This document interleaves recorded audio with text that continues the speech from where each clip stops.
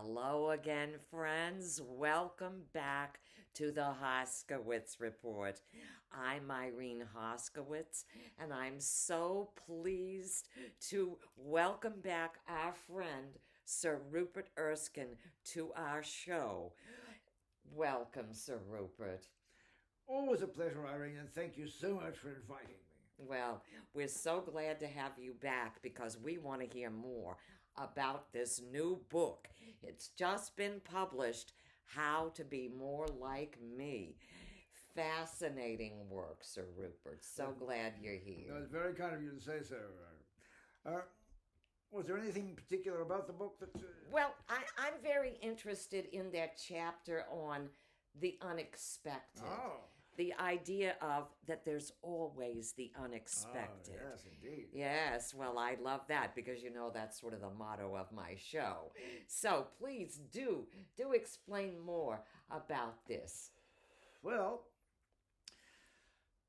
you know, I have been instrumental in some of the most decisive moments of world history. Yes, that's right. It's fascinating what he's written in this book. I want to hear, give us some examples or Well, an one example. example that many of your audience will have heard about is the famous so-called Miracle of Dunkirk, which Oh, happened in yes. the Second World War, Yes. back in the 1940s, when the British Army was completely surrounded. A place called Dunkirk, it's on the British Yes. Channel. Good old England was all yeah. across the sea there. Yes. Well, what happened? What happened there? How did this all work out? Well, the British Army, you see, was apparently completely surrounded at Dunkirk. Their situation was hopeless. They had no reinforcements. They were completely surrounded by the German army. And if their leader, Hitler, had in fact pressed his advantage at that point, he would unquestionably have won the war. But instead, he hesitated. Oh, well, why did he hesitate? What happened? He hesitated because I stopped him. You? Yes. You? How could you? That's impossible. How did you do that? It was impossible, and I did it. And Please explain these details. Yes, indeed. We're Well, fascinated. yes. Well, you see, in my youth, I had traveled extensively and have seen many miracles and wonders in my travels. And one of the most fascinating of all was taught to me by an old yogi in a remote cave in Tibet. Oh, And he taught me this is fascinating. the frog posture. The frog The posture. frog posture. What is the frog posture? Please explain. The frog posture renders the postulant invisible. Invisible. Exactly. Now, you see, I knew, as many did, that Hitler, who was the commander of the German forces, you've probably heard of him. Yes. Yes. He was an occultist down to his bootstraps. Yes, I heard that. And so was that frightful gorilla of a fellow, Hermann Goering, who was an associate of his.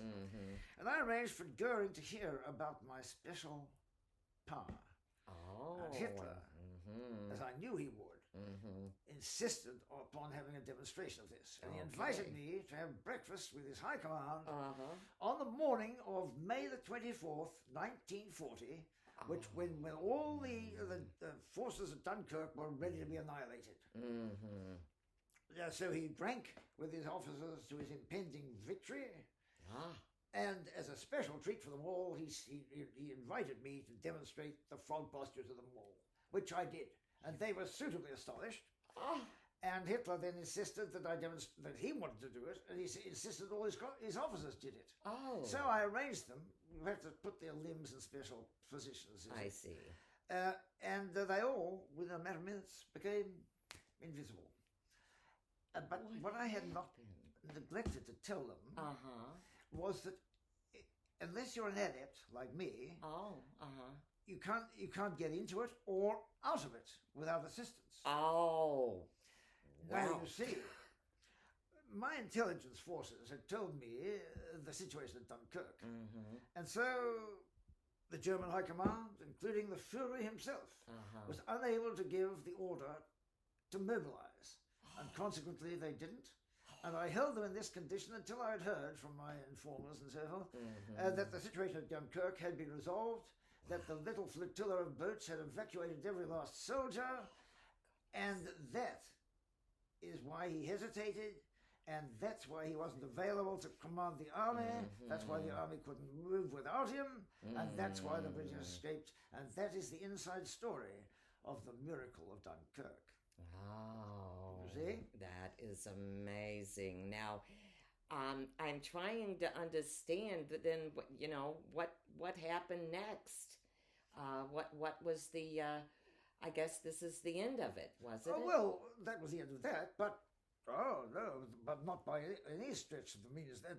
The significance of this is that if you want to be more like me, you must be always alert for the unexpected, the improbable, the impossible. The impossible. Because above all, we must remember, there's always the unexpected, isn't there? There's always the unexpected. And if you